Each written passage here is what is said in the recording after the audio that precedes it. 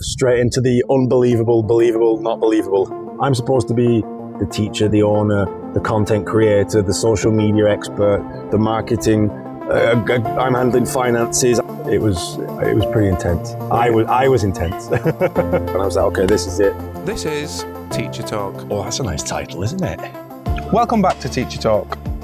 Following on from last episode, we was left with the unbelievable idea of language exchange, which we will find out isn't that unbelievable. But welcome back. So let's go from where we left off. Straight into the unbelievable, believable, not believable. Yes. Obviously, you left us where it was just getting into summer, I believe, on the last episode. Yep. And we was thinking about this unbelievable idea of language exchange. I basically spent the entire summer planning how I'm going to spend my millions and billions that I'm going to earn from this completely unique idea that I invented, only to realize that, of course, I invented it. Of course not. So, but it was still a great idea. Now, again, obviously, that's going a bit further on of when you realised that kind of thing. But obviously, over the summer, you're thinking about it. Where did you start? How did you actually start to get this into reality? So I think I said in the last episode that, I started going on these sort of social media meetup groups and stuff, and I'd met a few foreigners like me who live in the Brits, Americans, other people, and because I came up with the idea because I needed more speaking practice. So I thought, well, let's see how many other people are in the same sort of situation as I am. And the more people I spoke to that were learning Portuguese said exactly the same thing. It's like, I'm enjoying the lessons and I'm learning a lot, but I still can't speak. I don't have enough speaking practice. So the more people I spoke to, it just felt like, okay, well, this is really going to take, I genuinely thought this is really going to take off because everyone needs this. Everyone's kind of interested there. So, as I'm basically it's like suggesting to people, I'm thinking of starting a language exchange because I've got a lot of Portuguese students. They want to practice English. Oh yeah, I'd be really interested in that.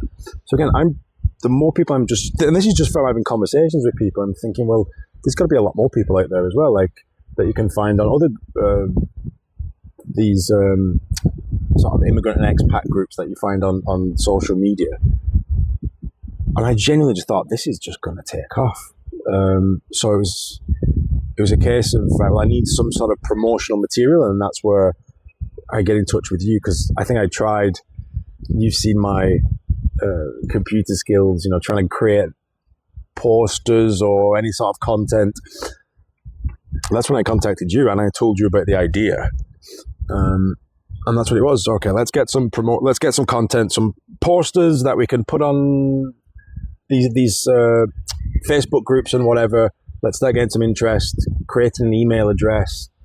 So people, I didn't want my personal email being used for all these sorts of things. So we created an email address. We got like a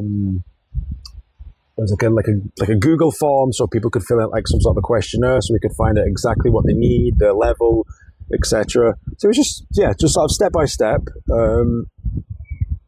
It went from an idea to now making it happen, and the next thing was to just, okay, when are we going to start it? Start actually promoting. Yeah. Just going back, obviously, me. Obviously, as you mentioned, you've obviously started doing promotional stuff. Just go back on how we actually started talking about it and what had actually gone on, because from what I remember, it was a case of Rembrandt and Stickman comes to mind. Yeah, of course, I told you about the idea. And again, you can obviously tell it from your point of view, but as I told you the idea, you sort of felt very excited by it as well. And you were the one creating all of the posters because you've got more patience and you can actually do this sort of stuff. But again, I still didn't know, for me at that time, it just felt like you were just helping me out and I would sort of carry it on myself, but I just needed your help in the beginning to sort of get it started. But of course, you basically just sort of came on board.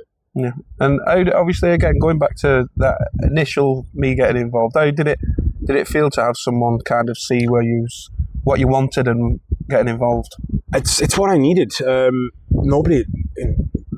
Anybody who's ever built a business will say the same thing. You can't build anything alone. You need somebody Something you can start it alone, but if you really want to grow and build and expand, you need other people on board.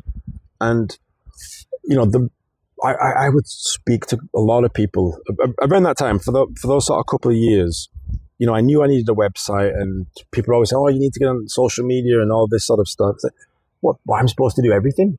I'm supposed to be the teacher, the owner, the content creator, the social media expert, the marketing. I'm handling finances. I'm dealing with.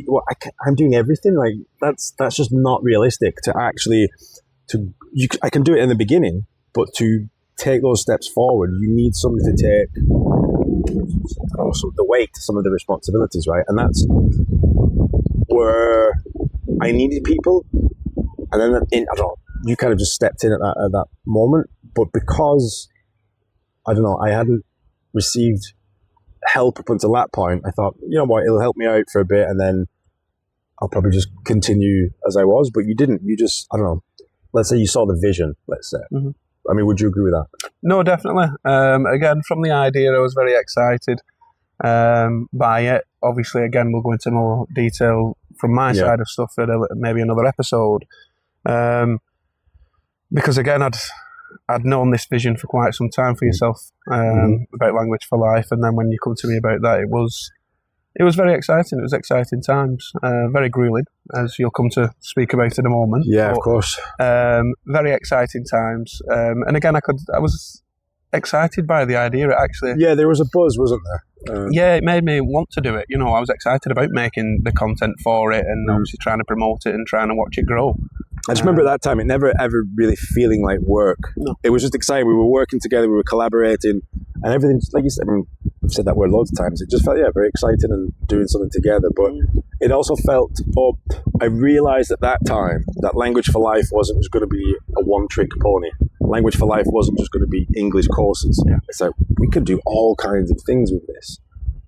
So that was the first time I had that realisation, we don't just need one string to our bow. Mm-hmm. We can do all kinds of things. And I think that for me, that's where the real excitement was. These are there are unlimited opportunities. There are endless opportunities here. Yeah. And I was excited by that. But as you said, it was pretty grueling. It was pretty intense. It still is, let's be fair, but I felt it was more intense then. Yeah, again, it was because we had no organisation as such. Yeah. As we've spoke before, we'd call each other randomly every day. We were speaking and every day. It could be an hour conversation or a 6-hour conversation. You didn't know when it happened. But again, it didn't feel draining. It didn't feel like, oh no, I've been on the phone for 2-3 hours, I want some downtime. It was just natural. We cracked on with it kind of thing. And you know what, for me at that time as well, because obviously everything in my head had been sort of internal. I knew I was going to have a school. Even all the places that I've travelled, I knew it was going to happen. But for the first time, I was actually talking about the thing, talking about my vision, what I want, where I see Language for Life going, talking about all these other ideas, bouncing ideas off you. That's what I loved for the first time ever. I was actually verbalizing the things that I've internalized for so long. And that's what I really loved about it. Because it felt like, sometimes it felt like a weight was off my shoulders as well. Because, when you've got all these things in your head, it's brilliant. But you just need to kind of get them out your head sometimes. And like with Language Exchange, it was in my head for a while to actually get the ball rolling. Well, again, it's multiple things. One, just getting it out there to somebody else. First of all, like you say, weight relief. Yeah. Then you can, confirming your idea is solid. That's really true, or developing and evolving that idea. Yeah. It's all exciting stuff, and if anything, is what's required, because as good as your idea might be, there's potentially some tweaks that could be done to make it just that little bit better, and again, for the student. But that's exactly what you did. As I said, I had an idea of how I wanted the posters to look. Like, it was very, I know I want to look like this and put this there and have that right in there and have that there. And you did exactly what I'd asked you to do. And then there was just one day, if you remember, randomly you created this post. It was completely different to anything that I'd imagined, and it was 100 times better than anything that I'd imagined that I could do. And I was like, okay, this is it. Like, this is what I needed, for somebody to just go, don't worry about that, I'm going to take care of that. I can handle that thing. And it wasn't. That's when I realized, okay, you're not just helping out. Like you're part of this now. Part of the actual team. Yeah, See the vision and see where we're going. Exactly. No, right. Well, let's stop talking about me. Finally, we're only 13 episodes in. Obviously, as you say, you started Language Exchange. Obviously, the ideas are flowing. You're going to start advertising it. At this time, you've also got private lessons via language, obviously through Language for Life. Yep. But you're also working at 2 other schools. You know, talk about your day-to-day, you know, your weekly life. I mean, there wasn't much of a life really. Monday to Friday. I think it might have been Monday to Saturday be lessons anyway, but it was pretty much just lessons, lesson after lesson, or even sometimes there might be a lesson in the morning and then I wouldn't have one to the afternoon. Well, you can't really do much in between. So what I would be doing stuff for Language Exchange or Language for Life. So in between lessons with, like I said, 2 different schools and Language Exchange, I was just working. I was doing everything else that I could for Language Exchange, for Language for Life. So it was pretty relentless. Mm-hmm. And it got to a point, it was, for a good while, it was 7 days a week and it was just endless. Even I would, because I ended up getting a whiteboard, if you remember. Mm-hmm. And in the apartment that I moved into, so it was like the on the top floor, it had like, what do you call it? No, it's like an attic. Something like an attic anyway. It wasn't a big space, but I moved my bed up into the attic. And my bedroom then became my office. So I moved the desk in there. And I had this big whiteboard. Sometimes I'd sort of go to bed and 2 a.m. I'd have an idea and I'd go down the steps from the attic into the bedroom and start writing on the whiteboard. And yeah, it was pretty intense. I was intense. But again, at that time, did you see it as intense, or did you just be going with the flow? And this is just us building the business and growing. Yeah, I know. I don't. Yeah, it's sometimes at that, stages like that. Like I say, it's 2 a.m. and I'm getting out of bed to write down an idea. I would be like, yeah, this is a little bit too much. But I think that's going to be the word of the episode. Like, it was just excitement, just like, this is a good idea. I can't wait to tell Paul about this idea. Mm-hmm. But intense.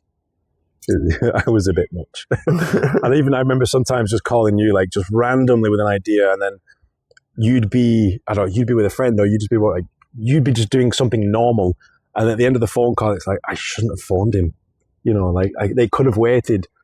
But that's what it does to you, when you get these sort of ideas and you start building and growing, you can't help but get excited. And again, it never bothered me because it was always, it was Kane's ringing. Yeah. What is it? It's again, excitement. Again, I know we keep repeating that word, but it was that, what's this? Yeah, what's going on? What can we do? What's happened? Who's contacted us? As what idea? So it was always like that. And again, it was a natural. I think that's a good way to describe it. Yeah. It wasn't pushed, it wasn't forced. It was That's true. It never felt forced. It was just natural progression and consistency. Yeah, whereas and I think it was a great way of doing it, as opposed to, let's say if you'd been hired, you'd gone through that some sort of recruitment service and I'd interviewed you and you'd hired for the job, there would have been there's a lot more pressure. Whereas it was just a very natural, organic way that we started working together and collaborating and have continued now for a couple of years, yeah. Now, obviously, I know, in that time you say it was all exciting. It didn't really, pressures didn't feel that bad as such, should I say. How was you in your sleep and stuff? Because you're saying that you kept waking up. Was you getting much sleep anyway? Probably not. Like, there were some nights, once we'd actually got Language Exchange up and running, we'd had we had a few dozen people actually sign up. As I said, we've done completed this sort of like sign-up sheet, sort of questionnaire form, and a few dozen people had signed up and said they're interested, which was really, really good. But once we'd got started, we had a Wednesday morning session and a Thursday evening session. And again, we were doing this for free. But in my head, I just thought, well, I want to make it as accessible to everybody. Some people, from the feedback that I got, some people were happy to do a morning session, so they could join the session and then they'd just sort of carry on with work. If they're working at home, they're working online. Some people couldn't do that. They prefer an evening session. So I wanted to make both available, which again was probably I don't know. It was a good thing and it was a bad thing at the time. It was a bad thing because Wednesday morning it got to a point where I wasn't sleeping Tuesday night because a language exchange, that I've invented. I'll explain how a language exchange works because nobody's ever thought of it before. So the idea is, right, you get somebody who speaks Portuguese who wants to practice English, somebody who speaks English who wants to practice Portuguese, or any language. But living in Portugal, teaching Portuguese people English, it's like, that's what we're putting together. But and people would come on Zoom, and then I'd put them into breakout rooms, hopefully have the ideal scenario was one Portuguese speaker and one English speaker. And I'm saying English speaker and Portuguese speaker because it didn't matter where they were from, whether they're from Portugal, Brazil, Angola, if it was the UK, if it was the US, even if they're from the Netherlands, but they had a high level of English. It didn't matter. As long as you could offer or help somebody else in another language, you were beneficial, right? And the perfect scenario was to have like a one-on-one session, but lots of breakout rooms. Well, that's great. And quite often that happened. But sometimes we would have 4 Portuguese speakers and 1 English speaker, or vice versa, which then it doesn't work. Mm-hmm. Or because the session started at 8? Was it 8 a.m. or was it 8:30 a.m.? I've got in my head at one point we even may have started as early as 7:30 in the morning. It might have done, yeah. I know we changed the time sometime. Again, obviously we always got feedback from the participants to ensure that it was the best times for them, and I know we did slightly move it a little bit later. But it was sort of first thing in the morning, wasn't it, before work? And I would just, because after a while, after a few weeks and a few months of doing it, I'd get, people would send an invitation out, people would accept the invitation, and then 30 minutes before the session, I'd be getting emails saying, sorry, Kane, I can't attend. And it's like, okay, right, we've got an imbalance of Portuguese and English speakers. So this was just constantly playing on my mind. So Tuesday nights, I just couldn't sleep because I was thinking, what if they cancel? What if this person doesn't show up? Oh, I really need that person to show up. Oh, well, if that thing doesn't happen, what are we going to do? And it was just constantly playing on my mind. So yeah, sleep. Waking up at 3 a.m. with an idea or not sleeping because of language exchange. It was, like I said, it was intense, but I was also intense with it. But I also think you need to be a little bit intense if you're going to start a business and do these things. It just is intense. You hear it from a lot of people. The sleepless nights, the countless hours, 22, 23-hour days, literally just having a few hours sleep or in between meetings having sleep. The Elon Musk spending 4 hours of sleep on the workshop floor. Yeah. Those kind of stories, it's what's required, unfortunately. Basically, and if people are not willing to do that stuff, then you probably never have. You can still have a business, but it might not be, I don't know, the successful business that you actually wanted it to be or that you dreamt of having. Like it just requires those sort of sacrifices. So it never really bothered me. It wasn't, it wasn't like I was not sleeping sometimes, but I wasn't drained because the excitement, the adrenaline and all, we just kept going and new ideas and thinking about where it could go. Mm-hmm. So it was intense, but in terms of the language exchange and language for life stuff, I was just loving it. Now, obviously you've got all this going on with language exchange, trying to promote it, trying to build it, like you say, sleepless nights, make it, about the participants showing up. Mm-hmm. But as mentioned, you was already also working for 2 other schools. Mm-hmm. And if I'm not mistaken, you had quite a troubled group. So with so I work for a school in Lisbon. So I was doing online lessons with them, nice and easy. And then I was in Coimbra working for a school in person. It was a Wednesday group of teenagers. So they were around sort of like 13, 14, 15 years old. There were about 12 of them. I think there were 12 students when it started. And the first thing I was told, so when I started with the group at the beginning of the year, the director of studies said to me, it's a really difficult group. These kids are really badly behaved. And I was thinking, well, you know what? I wasn't an angel of a student, so how bad can they be? And they weren't. To be honest, they weren't that bad. Just in, let's say, the world of EFL, everyone expects, all teachers want to have the perfect students and the well-behaved kids and well-mannered kids. Well, that's not how it works out, So the school seemed to have something against these students, and they also said that some of the students in the group had bullied, again, I'm quoting the school, had bullied or had been bullying the teacher the previous year. So I was thinking, that sounds really bad. Why are you not doing anything about that? Or why haven't you done anything? Why have you allowed that to go on? Just changing the teacher, that's not going to do anything. You haven't helped if the teacher was bullied. So I didn't like that. But yeah, I mean, they were teenagers. They were chatty. They were friends. With these sorts of schools, the parents will send the kids to these schools for years. Some of these kids had been going to that same school for 5, 6, 7 years. They know the routine. They know the drill. It's like a home away from home. It's comfortable for them. They don't, So this sort of idea that they were badly behaved or whatever, no, I think they were just bored of the routine. But in the end, I got them to be okay. I got a tune out of them in the end. Now, talk to me about when you actually approached school about this. Mm-hmm. What was the response from them? Yeah, so as I said, 12 kids, got them on board, finally got some work out of them, got them speaking English, and I was preparing them for the B2 first certificate exam. So they could speak English. It's just the teenagers, they refused to. But I got a tune out of them. And then partway through the year, they put another student in the class, which I was really unhappy about, because that disrupts the dynamic. Because all of a sudden now you've got your group dynamic. When you have a newcomer, it upsets the dynamic. And it's like, well, I have to get this new kid to settle in, and I've got the kids to get used to this new kid, and that really annoyed me. But again, couple of months later, got the kid integrated, got him settled in, got a tune out of him again. Well, guess what? They introduced another new student. And they asked, would it be okay if bring another student? I was like, not really, no.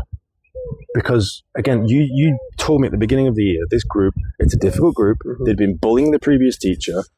I've now managed to get a tune out of them, and you're making things more difficult for me and for them, more importantly for them. Why? You know why? Because it's a numbers game. It's a money game. The school just saw, we can get more money. If we put more students, get as many students in this class as possible, we can get more money.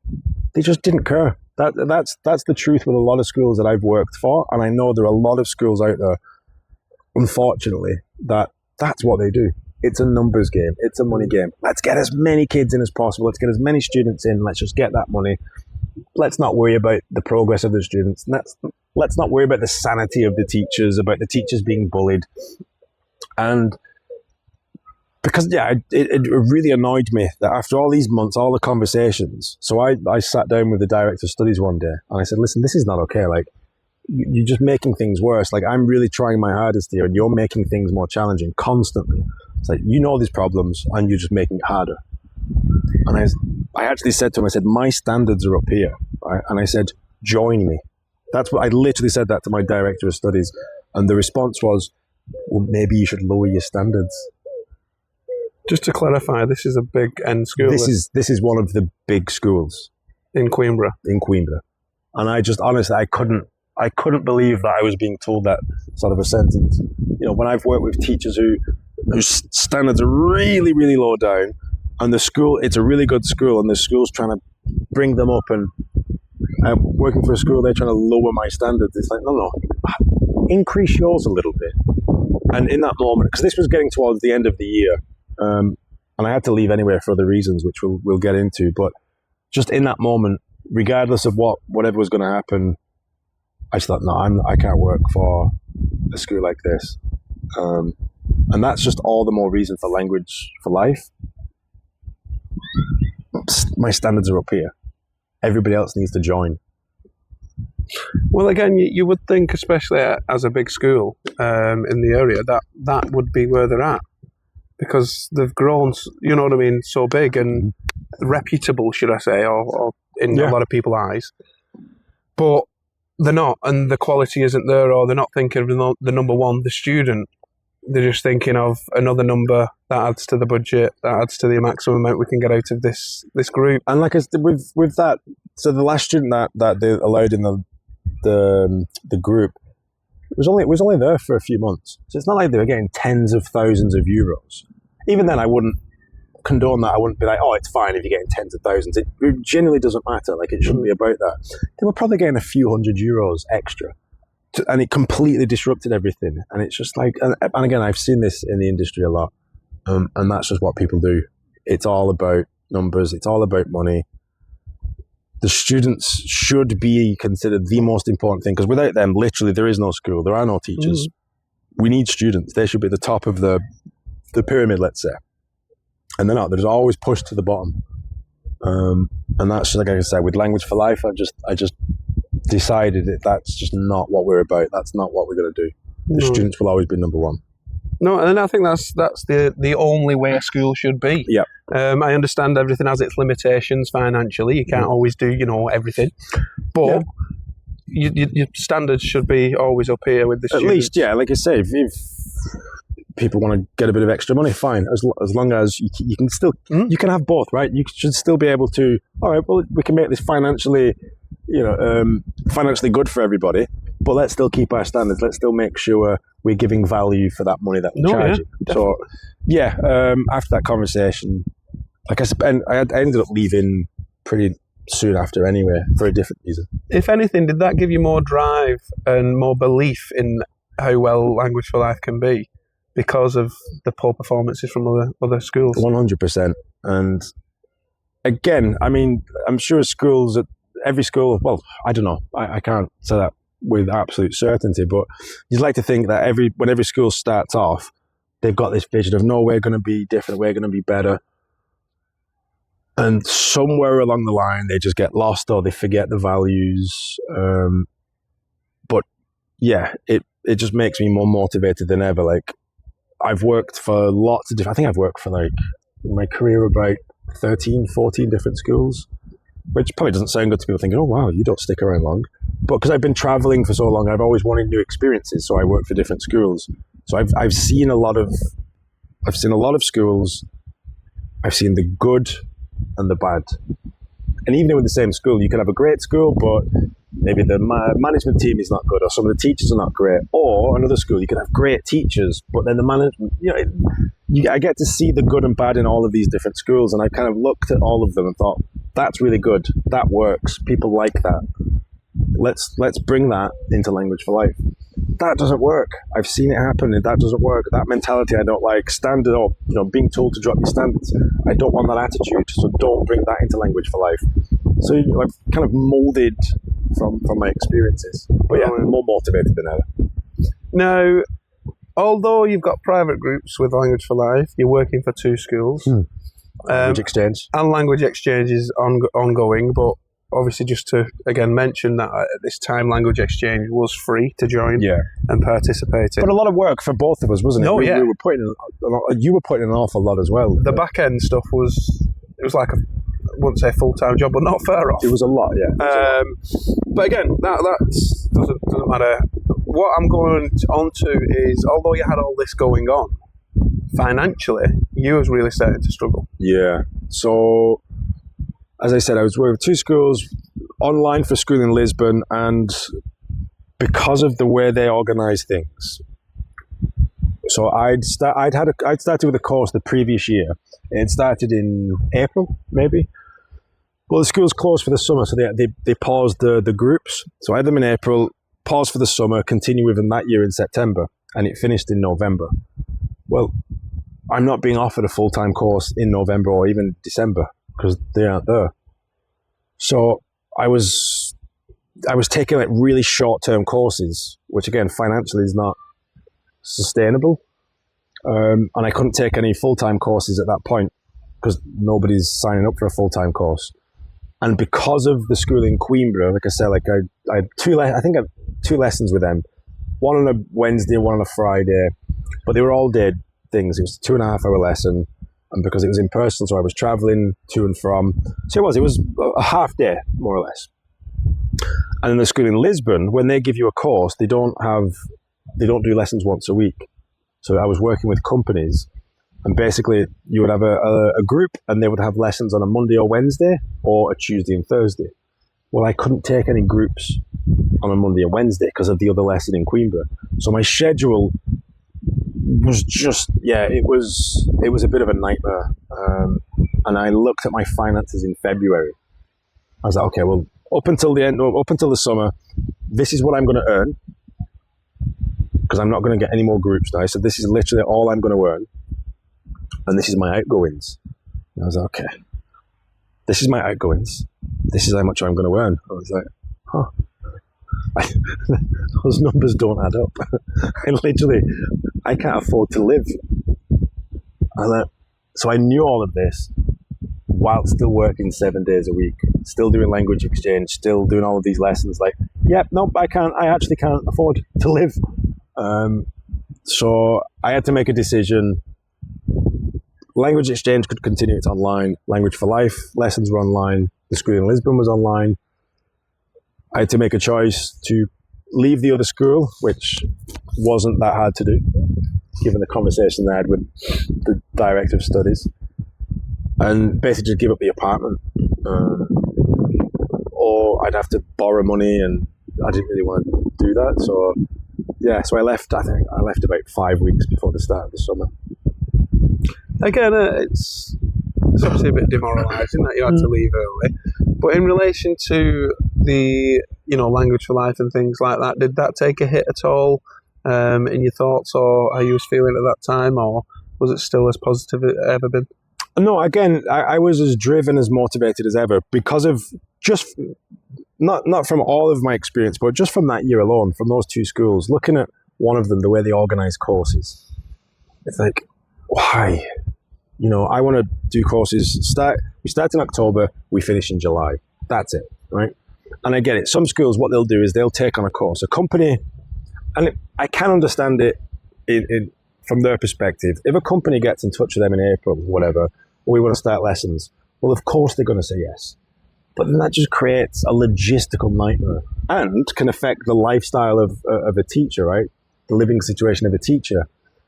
So I get it from one side, but I just think, no, they're seeing the short-term gain. Okay, let's get money now and not worry about how it's going to screw things up later on down the line. Whereas I see things differently. I'm not just going to take that short-term game. Oh, I can get some money now. So what? Play the long-term game. And like I said, with the other school, with the thing of lowering my standards, I was like, okay, well, no, Language for Life. Language for Life is needed more than ever. Like, we can make this, we can make it huge, but we can also we can make it better. I was as motivated as ever to keep going with it and make it the best it could ever be. So after everything that you've gone through this year, the starting of language exchange, obviously continuation of private courses, working for the schools, now you've had to come back. Obviously, you're going to be going to the summer school, which you had planned anyway to do. What was the plan after that? Well, the plan was to go back. I'd given up the apartment, but I really loved living in Coimbra. So I'd been there for 2 years, but obviously I didn't want to live. I didn't want to live with a saxophonist outside my apartment playing Despacito 15 times a day, But Coimbra, even though it's not a huge city, there are other streets, other places that I can live. So the plan was to go back for the summer and work, head back to Coimbra and find an apartment, but just some, in a different part, in a quieter part, less touristy part of Coimbra. But my life so far, it's just never that straightforward, is it? So I went back to Portugal, but I ended up it wasn't Coimbra. On the next episode, more opportunities, more problems, and a lot more to figure out. So make sure you join us. Join us next time to find out where that was. Not going to put that in. Good.